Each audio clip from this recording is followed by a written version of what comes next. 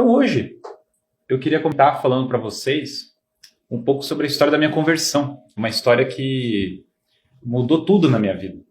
O momento da minha conversão, para mim, não é só um momento de encontrar a fé, mas é um momento que minha vida, toda a forma como eu vivia, foi de outro modo. Então, assim, quando eu falo conversão, muitas vezes eu poderia pensar, você era de outra religião, você é protestante, judeu ou alguma outra coisa. Não era bem o caso. Na verdade, eu fui batizado católico, fui batizado lá em Natal, Rio Grande do Norte, fui visitar minha cuia batismal de batismo, lá no centro da cidade de Natal, uma igreja histórica. E fiz primeira comunhão, estudava num colégio católico chamado Santa Catarina de Sena, em São Paulo. Tinha uma formação católica nesse colégio. Mas a formação do colégio não era, acho que essa história é como a de muitas pessoas, assim, muita gente passou por colégio católico, mas não teve uma formação que conseguiu se identificar, e era o meu caso. Eu não tinha, assim, a freira que dava catequese era até uma pessoa muito boa, mas era uma formação muito simples. Ela falava sobre ser uma boa pessoa. São coisas que ao longo da minha infância no colégio, eu não consegui ter tanta empatia. Então falava, seja uma boa pessoa, cuide dos animais. Tinha uma série de coisas que não gerava uma empatia tão grande. E ao longo da adolescência, eu fui me afastando da igreja. Meus pais não eram realmente de ir à missa, ou de ter orações em casa, ou de ter alguma leitura espiritual. Então em casa nós não tínhamos esse hábito. Eu ia para o colégio, tinha alguma aula de catequese, e depois voltava para casa, assim, vivia uma vida completamente ordinária. Isso ao longo da minha infância toda, da minha juventude. Então, depois da primeira comunhão, eu realmente fui me afastando da igreja cada vez mais. Eu lembro quando eu cheguei no colegial, eu já tinha assim, uma visão bem pagã das coisas, bem materialista e tal. Na época eu comecei a ler livros de economia, e aí eu caí no libertarianismo. Eu fui libertário e tal, essa foi uma fase divertida. Aí no colegial, aí eu peguei e comecei a ler aquele livro, Guia Politicamente Incorreto do Capitalismo. Eu falei, cara, essa é a solução para o mundo, vamos privatizar tudo, né? Aí eu falei, cara, a gente tem que privatizar as praias e tal. Uma fase muito peculiar. E aí, dentro dessa fase de privatizar as praias, não sei o que, sim, porque eu tinha aula na escola, o viés era bastante marxista, em geral, bem de esquerda. E aí eu falei, cara, então eu vou ser bem capitalista, entendeu? Para combater e tal. Mas eu via a igreja como eu tinha sido ensinado desse modo e eu via a igreja desse modo. Eu via a igreja como um instrumento de repressão, como uma coisa que estava um instrumento de poder para dominar as pessoas tal, e que tinha sido uma coisa boa a redução da presença da igreja na sociedade. Essa era a visão que eu tinha, né? Mas a minha vida nessa época era muito razoavelmente vazia, assim, muito desprovida de propósito. Eu imaginava que as festas, assim, festas, não sei o que e tal, era isso o sentido da vida, era ganhar dinheiro, buscar o prazer e evitar o mínimo possível de dificuldades na vida. Essa era muito minha visão de mundo nessa época, né? E aí, nesse período colegial, mas uma coisa muito boa começou a acontecer. Eu comecei a ler livros. Quer dizer, por mais que fossem livros Hayek, não sei o que, eu comecei a ler essas coisas e falava, cara, isso aqui é muito interessante e tal. E, tendo o hábito da leitura, cara, na escola eu tive muito pouco acesso a livros bons, assim, muito pouco. Não é... A maioria dos livros era os livros, o pai me compra um amigo, tá, umas coisas meio doidas, assim, que não tinha interesse nenhum. Durante um ano na escola, eles passaram um livro do Tolkien e um livro do A Volta ao Mundo em 80 Dias, do Júlio Verne. Eu lembro que eu li os dois assim, fiquei, cara, esses livros são maravilhosos, tal. Daí depois a professora entrou na sala e falou, gente, olha, esse semestre realmente foi uma exceção, a gente passou esses livros ruins, entendeu, para vocês e tal. Agora vamos voltar com livros que tem mais um paradigma do materialismo histórico, não sei o que, pra vocês não divergirem. Mas A Volta ao Mundo em 80 Dias foi um livro que eu gostei tanto que eu li o livro em uma noite. Isso quando eu tinha lá uns 12 anos e tal. E esse outro livro do Tolkien, que era o Mestre Gil de Rã, cara, esse livro tinha sido para mim assim, eu tinha me apaixonado pela Idade Média com esse livro. E aquilo tinha ficado na minha cabeça, essas duas coisas, mas daí passou o tempo, fui pro colegial, e daí caí naquele hedonismo bem comum assim para alguns meninos de colegial. Então eu tava nesse paradigma hedonista, era aquele aluno rebelde e tal, ficava jogando capitalismo nos professores que eram de esquerda e tal, tinha esse período. E eu entrei na faculdade de Direito da PUC de São Paulo, passei lá no vestibular, comecei a faculdade de Direito.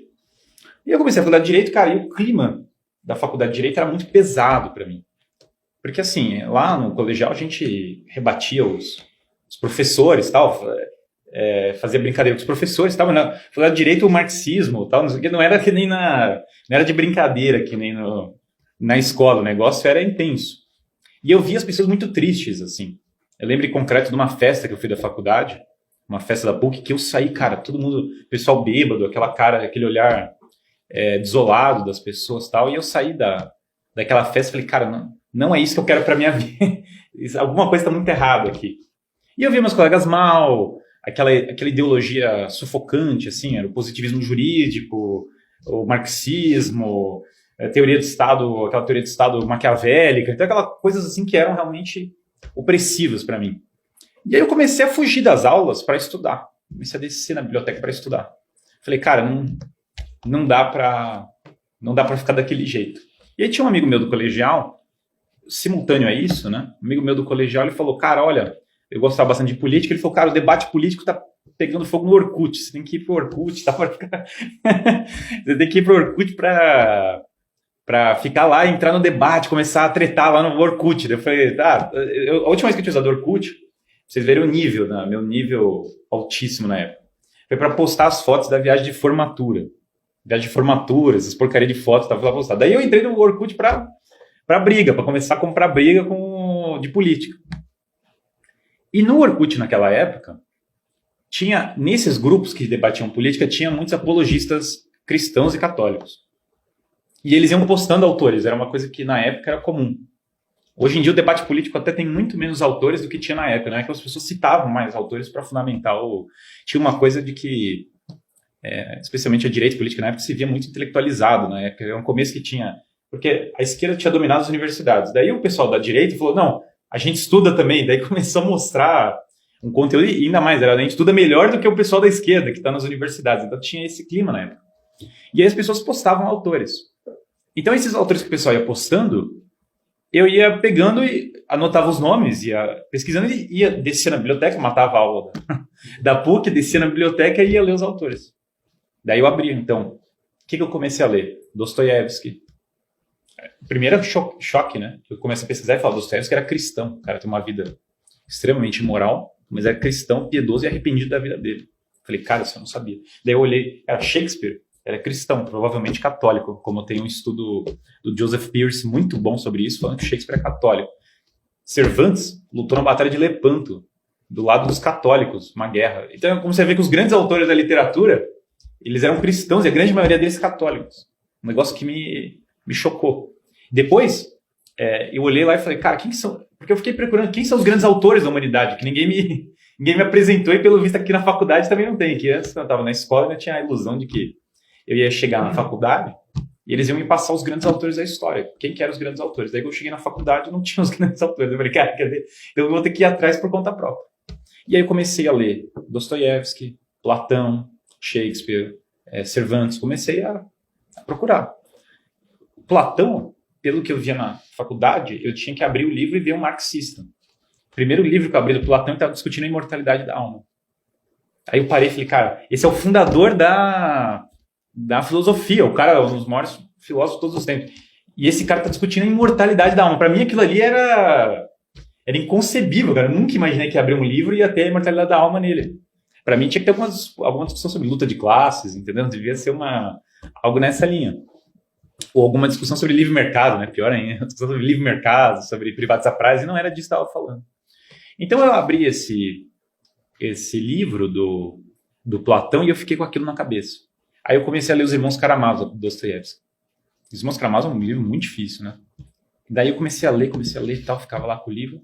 E cara, a experiência do livro foi muito impactante, porque o ateu é muito bem feito, mas o exemplo cristão é muito forte, especialmente do Padre Zósimo.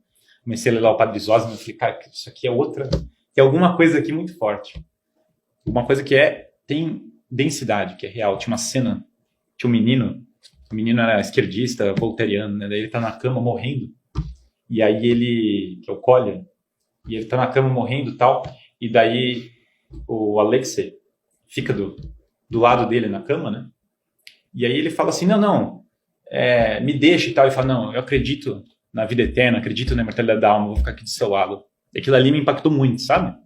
Então eu fiquei com aquilo na cabeça. Mesmo, você veja, eu li lá no Platão, alma imortal, o cara não sabia nem direito o que era alma. Na verdade, a palavra alma nunca tinha aparecido na minha vida. Preciso saber se Deus existe. Fiquei com isso na cabeça. Fixei na cabeça. Daí eu voltei para o Orkut. Na época, esse debate, se Deus existe, ele estava em alta. E era um debate que estava muito forte. Anos 2000, final dos anos 2000, esse debate estava forte. Desde que teve o 11 de setembro, começaram a aparecer muitos apologistas ateus na época, e daí começaram a ter respostas cristãs para esses apologistas ateus. Era a época do Richard Dawkins, desse tipo de coisa. E aí eu caí num professor que é protestante, que era o professor William Lane Craig, mas que era especialista em debater a existência de Deus.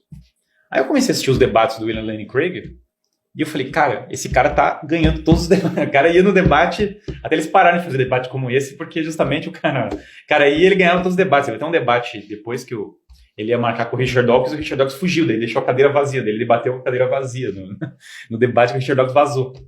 E aí eu comecei a assistir e falei, cara, esse cara, ele sabe o que ele tá falando. Ele tinha argumentos filosóficos profundos, ele tá mostrando que Deus existe, e cara, esse negócio é real. Aí eu comecei a procurar e falei, qual que é o gênio por trás desse William Lane Craig? Porque ele citava vários, ele fala de Al-Ghazali, Leibniz, vários autores. Mas não eram esses que me parecia que era a genialidade por trás disso, né? Inclusive, nessa época, pouco tempo depois, eu encontrei o William Lane Craig. Encontrei o William Lane Craig e conversei com ele em pessoa, porque nessa época ele esteve no Brasil. Isso é uma história bem interessante. Daí tinha uma divisa do lugar que ele ia dar palestra. Isso não foi no Mosteiro de São Bento, foi numa livraria, que ele foi falar que era do lado de casa. Aí eu fui lá na livraria, pulei e fiquei conversando com ele. Aí ele mesmo falou pra mim, ele falou, eu sou protestante, mas eu fui no Mosteiro de São Bento e eu fiquei impactado com a beleza do lugar. O lugar mexeu comigo. E aí o autor que eu vi eu identifiquei na época como realmente um gênio por trás daquela argumentação se Deus existe, foi São Tomás de Aquino. E aí, eu lembro quando eu fui falar com ele, eu falei, cara, São Tomás E aí ele falou, não, realmente, o William Lane Craig falou isso pra mim, isso foi em pessoa, eu tava falando lá com ele, e ele falou, olha, São Tomás realmente é o autor, que assim, é indispensável, ele é a base pra muita coisa que tem na filosofia e tal. E aí eu falei, cara, mas São Tomás de Aquino, putz, eu ouvi na escola que São Tomás era uma coisa defasada, um imbecil, uma figura ignorante, Idade Média ou Idade das Trevas, então só tinha cara burro, alguma coisa tá errada, entende? Teve o progresso da civilização, e tudo, alguma coisa tem de errado nisso, cara. Tá me recomendando aqui um autor do século XIII. E aí eu peguei para ler o São Tomás de Aquino. Eu peguei a Suma Teológica e fiquei com aquilo ali. Falei, cara, é simples. Se esse São Tomás é o cara que estão fazendo a apologética que Deus existe com base nele, se eu ver o quanto esse cara é absurdo e errado, daí é fácil, daí eu não preciso ser cristão, entendeu? Porque daí não, quer dizer que a coisa está errada. Se esse é o peso pesado dos caras, é só bater nele que tá tudo fácil. E aí eu peguei a Suma Teológica e comecei a ler. Comecei a ler sem parar. Daí deu 1 dia, 2 dias, 3 dias, 4 dias com a Suma Teológica. Ficava lá sem parar. E aí quanto mais eu lia, mais eu olhava e falava, cara, esse cara tá falando assim, é a mais pura verdade e ele sabe exatamente o que ele tá falando. Eu não tinha todo o ferramental metafísico para entender todas as coisas, mas eu via claramente que ele sabia exatamente o que estava falando. E quanto mais eu tentava ir contra, pior ficava para mim. Quanto mais eu tentava atacar, pior eu via. Daí na próxima página tinha alguma coisa que mexia comigo de fato, que eu sentia balançado. Sobre a graça, sobre Deus, sobre a criação do mundo. Até a parte dos anjos, que eu achava mais absurdo. Eu falei, cara, até que Deus existe, posso até acreditar. Agora que existe anjo, daí já é demais. Aí já é muito longe da minha... E aí, lendo a parte dos anjos e tal, e as outras, eu falei, cara, esse negócio aqui, esse é o cara. Esse é o cara que sabe o que está acontecendo. E aí eu parei e falei, Deus existe. Olhando os argumentos lá do Craig, olhando lá especialmente de São Tomás, eu falei, Deus existe. De fato, Deus existe. E aí? O que eu faço? Eu parei na cadeira do quarto. Veja, eu não conhecia nenhum cristão praticante. Tirando minhas avós, assim, mas eu não conhecia, não tinha contato com cristãos praticantes. Nenhum católico praticante, muito menos. E daí eu falei, cara, será que eu deveria ser católico? Ortodoxo? Entendeu? O que eu deveria ser? Daí, quando eu fiquei nessa dúvida, eu parei e falei, cara, primeiro, pelo que eu estou lendo aqui no São Tomás, não é só questão de Deus existir. Realmente, Cristo... Daí eu pesquisei várias coisas sobre isso. Tinha até um documentário de um cara, The Case for Christ, que é um documentário protestante também, mas era muito interessante sobre Cristo, como que Cristo encaixava as profecias do Velho Testamento e tal, não sei o que, é uma coisa interessante. Mas o ponto-chave para mim foi o seguinte, quando eu parei e falei, o cristianismo parece a religião verdadeira, realmente ele está nessa linha. Até li, tinha até esquecido, um livro do Mortimer Adler. O Mortimer Adler, vocês sabem que ele fez aqueles livros Como Ler Livros, Aristóteles para Todos, ele foi um dos apologistas da educação clássica. E o Mortimer Adler não foi católico a maior parte da vida dele. A maior parte da vida dele, ele dava aula para freiras, para seminaristas e tal, e ele não era católico. E ele, no final da vida, foi afunilando o conhecimento dele e concluiu que a Igreja Católica era verdadeira. Interessante. E eu li um livro do Mortimer Adler nessa época sobre religião. E aí eu fui fechando o funil e falei, cara, o cristianismo é religião. E aí, na hora de falar assim, ó, você é protestante, você é católico, você não sei o quê, eu abri o São Tomás. E eu comecei a ler os pontos de controvérsia, o que tinha de diferente entre os protestantes, os ortodoxos. O São Tomás até escreveu um livro sobre os ortodoxos, né? E eu falei, cara, se esse cara é católico, eu sou católico também. Se São Tomás é católico, é porque eu sou católico. Foi esse ponto que eu parei e falei, é isso. E daí, eu falei, tudo bem, Deus existe e a Igreja Católica é a Igreja verdadeira. O que eu faço com a minha vida, né? Porque a minha vida não tinha nada a ver com isso. E aí, qual que era o livro católico que eu tinha? Porque eu não tinha livros católicos na minha casa. Aí eu falei, olha, tem a Bíblia da Primeira Comunhão, eu não sei, ela foi a Bíblia da Primeira Comunhão do meu irmão. Eu não lembro se ela tinha sido a minha também, da minha Primeira Comunhão, mas era a Bíblia da Primeira Comunhão do meu irmão, que a minha, se brincar, já tinha ido embora, uma Ave Maria daquelas. Aí eu puxei aquela Bíblia e falei, pronto, é isso aqui. Eu preciso aprender isso aqui. Aí eu abri e tinha assim, como rezar o terço. Aí eu puxei um terço que tinha da Bíblia, um terço de plástico branco, certo? Aquele texto bem assim, veio junto com a Bíblia, né? E eu comecei a rezar aquele terço. Comecei a rezar e foi aí que eu senti o chamado de Deus para minha conversão. Foi um momento que minha vida mudou, foi a partir daquele momento. E aí eu comecei a rezar e tal. Daí fui pesquisando várias coisas e tal, comecei a pesquisar mais, fui parar no Padre Paulo Ricardo. E daí lá no Padre Paulo Ricardo tinha uma parte que ele falava assim, ó, a confissão.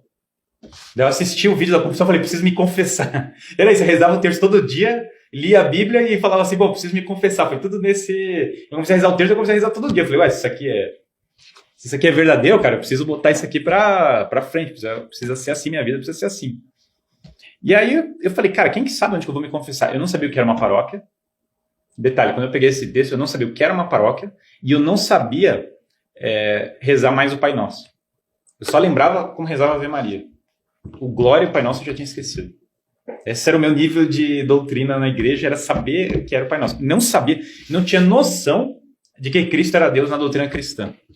Não tinha noção disso. Isso para mim nem tinha ficado claro ao longo de toda essa trajetória. E aí fui aprendendo essas coisas, vi esse vídeo da confissão. Daí eu fui falar com a minha avó. Daí eu falei, ó, avó, que minha avó era a única pessoa que eu sabia que tinha se confessado, assim, pra vocês terem... Eu falei, vó, como é que eu faço para me confessar? Daí ela falou, ó, tem uma igreja que eu gosto muito, no Higienópolis, igreja Santa Terezinha, do Menino Jesus, não sei o que. Quer dizer, aquele comentário assim que ela tinha ido na igreja há 30, 40 anos atrás, sabe? Tinha até igreja com confissão muito mais perto da minha casa, mas enfim, ela falou essa. Daí eu peguei o ônibus e fui lá para a igreja do Higienópolis, apareci lá e falei, ó, tô aqui para me confessar. E o padre estava até surpreso, porque pelo que eu vi ali na época, não era tão comum o pessoal aparecer para se confessar na igreja, não era tão habitual. E eu falei pro padre, olha, eu não me confesso desde a minha primeira comunhão, minha última confissão foi antes da primeira comunhão, talvez tinha sido a única, não lembro se tinha tido outra, mas provavelmente eu confessei nessa ocasião só uma vez, que foi antes da primeira comunhão. E aí eu falei, padre, ó, preciso me confessar tal. E aí eu comecei a falar minha vida toda pro padre. Comecei a dizer todos os meus pecados e tal, né? E ele me deu absolvição. E aí, a partir do momento que eu recebi essa absolvição, eu falei, ó, eu vou à missa agora com frequência. Aí tinha missa na frente de casa, né? Que era a missa do Hospital Santa Catarina. Aí eu ia lá na missa do Hospital Santa Catarina, comecei a ir todo dia. Era o quê? 6 horas? Aí todo dia eu ia lá 6 horas. Minha mãe até ficou brava, né? Falou, para de ir na missa todo dia, menino, você tá ficando doido e tal, né? Ficava brava e tal. Mas assim, eu comecei a ir, cara, todo dia. E aí eu botei na minha cabeça nessa época e falei assim, olha, eu preciso ler toda semana um livro. Botei essa meta pra mim, falei, preciso toda semana ler um livro. Que era uma coisa que estava circulando na internet e tal, o pessoal falava isso. E aí eu falei, cara, toda semana um livro. Falei, cara, toda semana um livro, vamos lá. E aí eu comecei a ler toda semana um livro. Quanto mais eu lia, mais fácil ia ficando ler. Daí eu comecei a ler mais rápido. Foi um negócio que nessa época eu fui desenvolvendo. Rezava a oração de São Tomás para o estudo e mandava bala nos livros. Comecei a ler de tudo. Esses livros que eu falei, Shakespeare, clássicos da literatura, comecei a ler várias coisas. E aí, lendo esses livros, né, fui desenvolvendo uma vida intelectual. Bastante paralela à vida da faculdade. Raramente eu Nessa época eu lia as coisas da faculdade, eu normalmente fugia das coisas da faculdade. Depois eu vi que era importante estudar as coisas da faculdade também, que senão eu reprovava nas matérias. Isso foi uma coisa que eu descobri a duras penas nessa época, né? Mas até essa época eu não estava tão preocupado com isso. E aí fui começando a ler vários livros. Depois encontrei uma coisa que...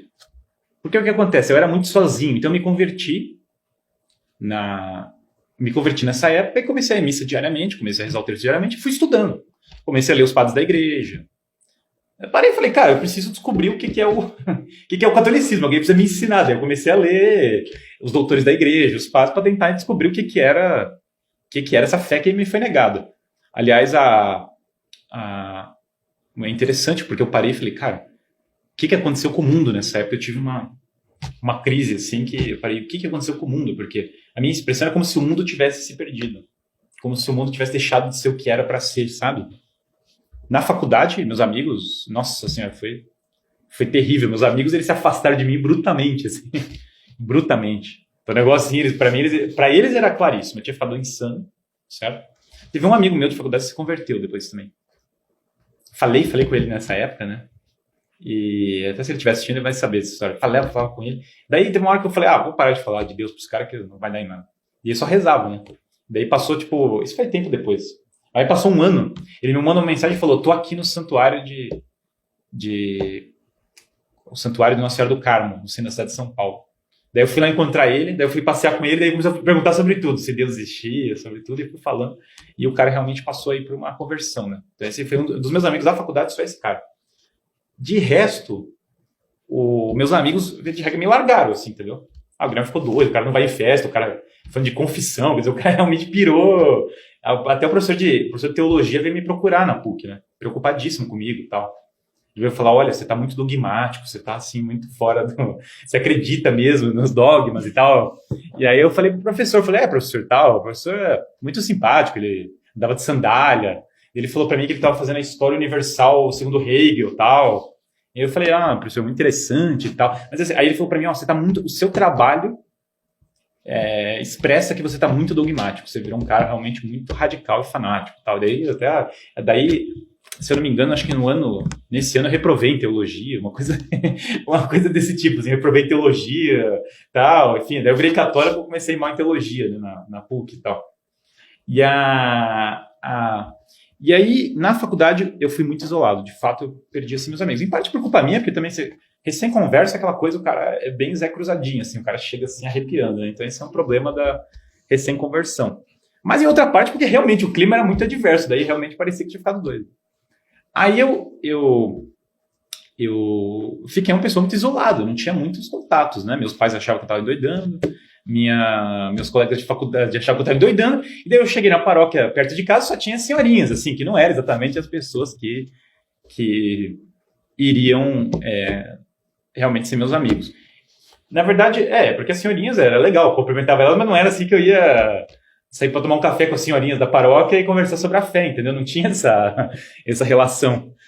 Então, cara, eu não via, porque jovem, pelo menos ali na frente de casa, eu não via jovens ali na igreja. Então eu falei, cara, por que eu vou conversar? Como é que vai ser? E aí eu nesse contexto, tinha um curso de Direito Natural. Na verdade, foi assim, eu li um artigo do professor Marcos Boeira sobre direito natural. E aí eu falei, cara, esse artigo é muito bom e tal. Aí meu pai falou assim pra mim, eu descobri pelo meu pai, uma coisa meio doida, que aquele professor que eu tinha lido o artigo era amigo dele, que era o Marcos Boeira, ele dava aula junto com meu pai. E aí meu pai falou, tá tendo um grupo de estudos lá do Marcos Boeira, você não quer ir? E aí eu fui. E esse grupo de estudos era num centro do Opus Dei. Daí foi lá no centro do Opus Dei que eu comecei a fazer amizade com as pessoas que eram católicos. Porque dali foi o primeiro... Aí tinha um monte de gente jovem estudando, buscando a fé. Daí eu falei, cara, agora encontrei um lugar que pelo menos as pessoas que eu conseguia ter acesso, daí se abriu um mundo inteiro para mim, né? Daí esse é um outro vídeo, toda a minha relação com o Opus Dei, como foi que eu conheci, como é que foi a minha recepção e tal, é outro, né? Mas foi nesse grupo de estudos do Marcos Boeira que eu virei professor, que eu comecei a dar aula. Porque um dia o Marcos faltou no grupo e falou, vai lá e fala sobre Chesterton e o distributivismo. Sugeriram esse tema. Daí eu peguei uma câmera, que nem tá uma câmera aqui agora, e comecei a falar sobre o tema. Foi a primeira aula que eu dei na vida, eu nunca tinha dado uma aula na vida. Eu virei professor aquele dia, por causa do grupo de estudos, estava lá como aluno, ligaram a câmera, eu falei, e virei professor naquele momento. De lá para cá, eu virei professor. Então, foi bem assim nessa época, logo depois da minha conversão. Esse vídeo até hoje é muito engraçado. O primeiro vídeo que eu fiz na vida, eu mal preparei o que eu estava falando naquele vídeo, só falei umas coisas na minha cabeça. Eu era super jovem e ainda até hoje as pessoas me reconhecem. Ah, você é o cara do vídeo do Chesterton e o distributivismo, tá? Então, negócio.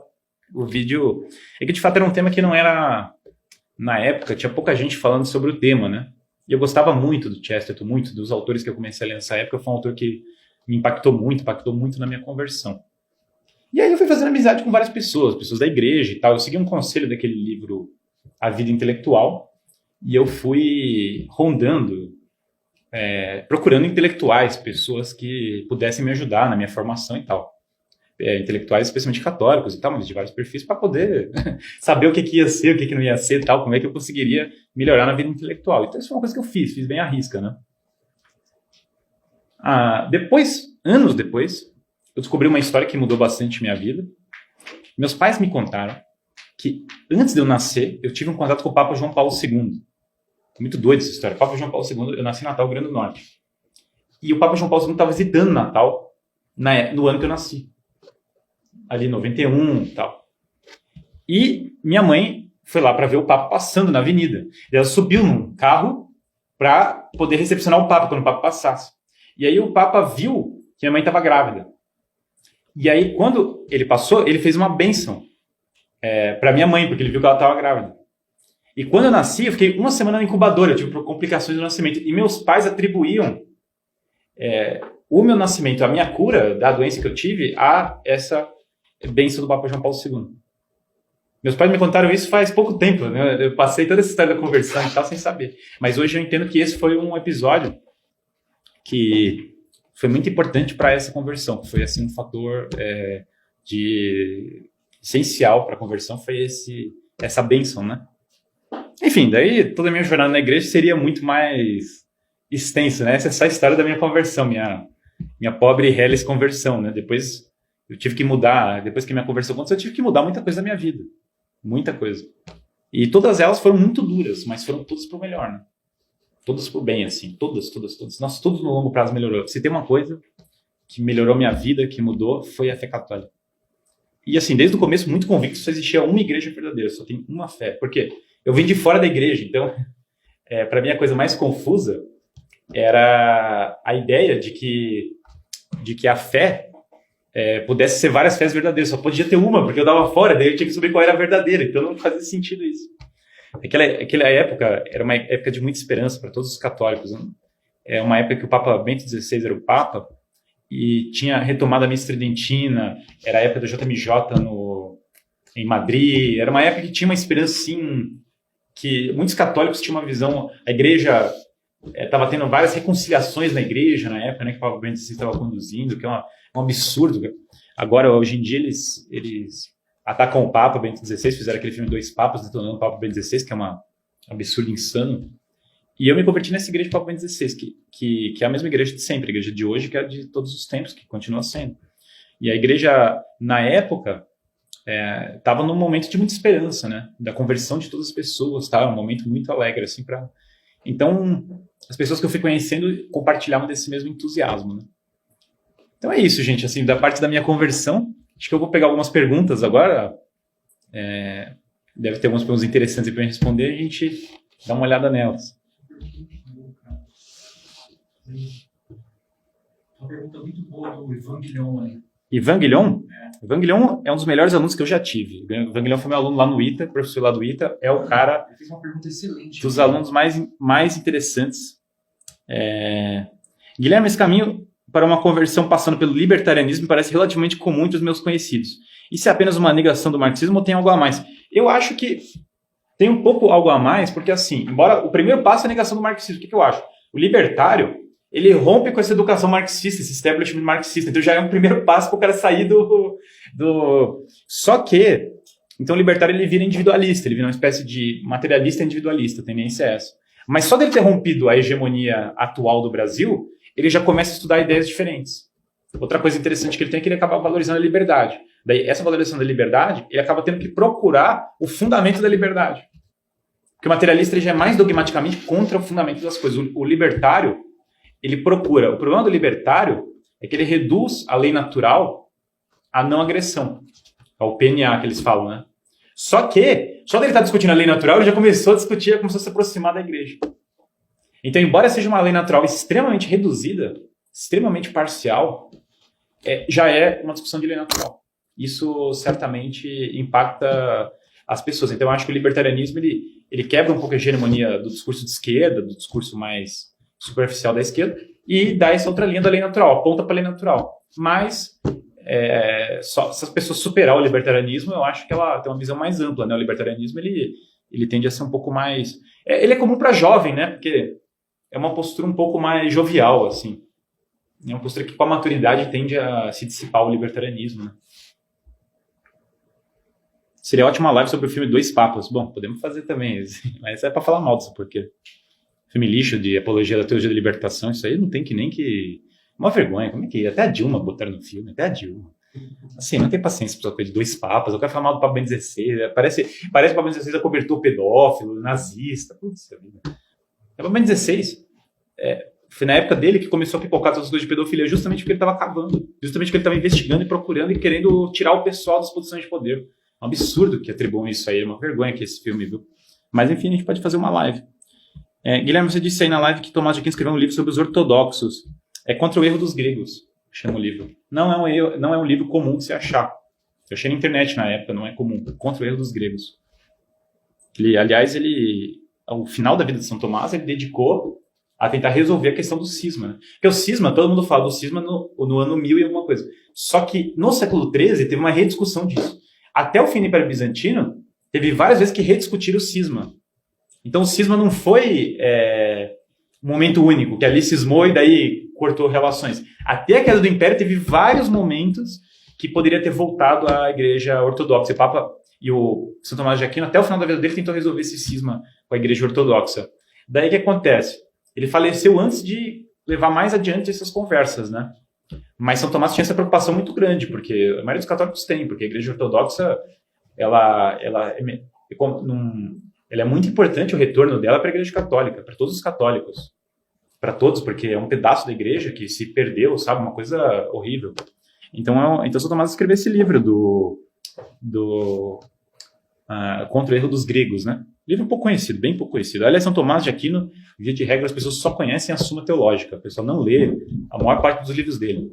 Suma contra os Gentios, às vezes, as duas sumas, mas a Catena Áurea agora começou a pipocar os livros. Catena Áurea, várias coisas estão começando a aparecer, né? Boa tarde, Guilherme. Sou um católico ferrenho, adoro o governo do Augusto Pinochet. Estão em contradição, ao meu ver? Cara, assim, eu não acho que esse é o tipo de discussão que eu vou levantar aqui, entendeu? O Pinochet, no Chile eles estão se matando, eu sei lá, no Chile eles estão se matando até agora sobre isso. Eu que não vou responder, daí o chileno, tem uns que falam Pinochet fascista, os outros falam que Pinochet salvou o país, eu sei lá, do negócio do Pinochet, eu não vou me meter nessas coisas, não.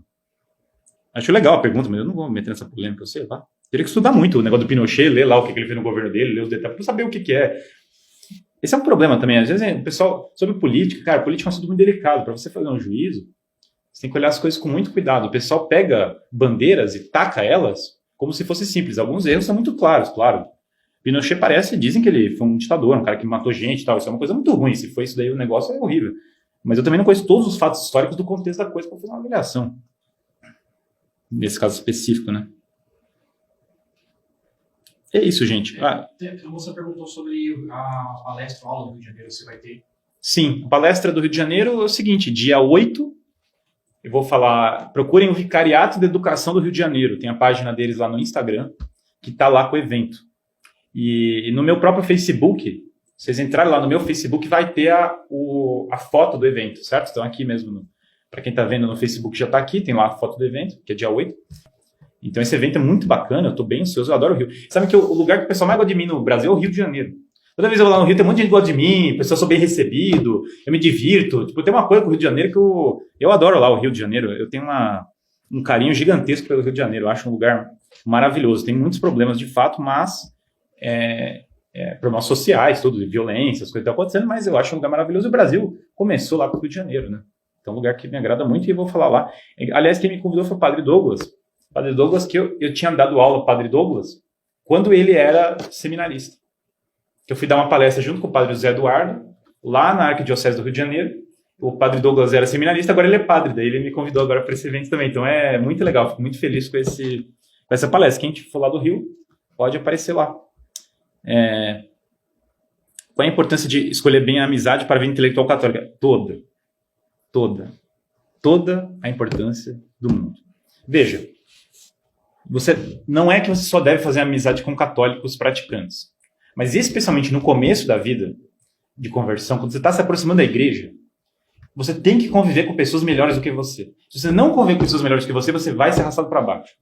Isso é um fato. Quanto mais você está no começo da conversão, mais importante é esse fato. O pessoal é muito ingênuo, às vezes, com a questão da amizade. Porque se a pessoa não tem ainda a maturidade para conseguir levar a fé ou levar uma vida de estudos para aqueles amigos que são contra isso, ela não deveria passar tanto tempo com essas pessoas, porque arrasta para baixo. Gente, amizade é uma coisa que tem que ser muito bem escolhida. A amizade pode elevar a pessoa, pode fazer a pessoa muito boa, ou pode acabar com a vida da pessoa. Tem muita amizade que acaba com a vida da pessoa, que não é amizade de fato, é uma anti-amizade. Então, a conversão muitas vezes envolve largar a amizade com muita gente, sim, claro. A conversão envolve, muitas vezes, você deixar de lado algumas amizades. Por quê?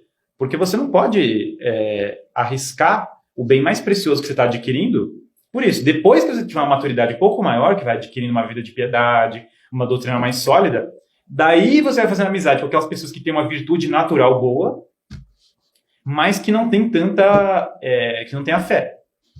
Então é uma escada, não é uma coisa que você pode pegar e falar assim, vou fazer apostolado na Cracolândia agora, acabei de me converter. Não vai dar certo, não vai funcionar. Então cada um tem que entender o seu.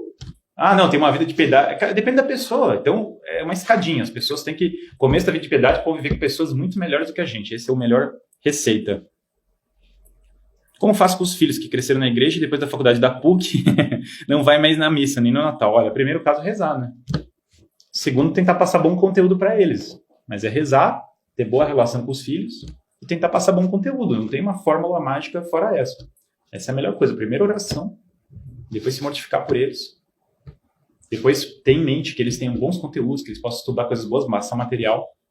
E depois tentar começar a amizade. Mas é triste, muita gente entra na faculdade e perde a fé, porque é uma propaganda monstruosa contra a fé. Acontece. A escola também. Se não cuidar da escola, os meninos perdem a fé porque a escola não ensina a fé. Claro que isso é determinante.